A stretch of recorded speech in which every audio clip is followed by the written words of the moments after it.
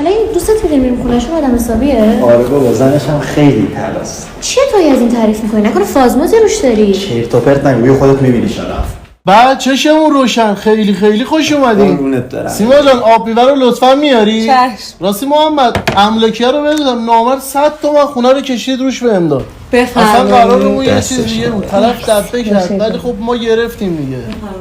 الهی قربونت برم، خسته که نشدی؟ نه عزیزم بخور نوش جونت. کاش یه ذره از اینا یاد میگرفتی ناگو چجوری دور زنش میگرده.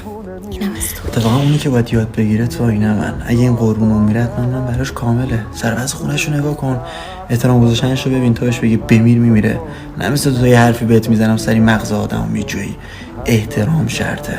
حالا گرفتی چرا میگم زنش خوبه؟ عشق میاره. بیا جمع کن دلمو ببر که بیا حال خرابمو بخر همه چی اینو بفهم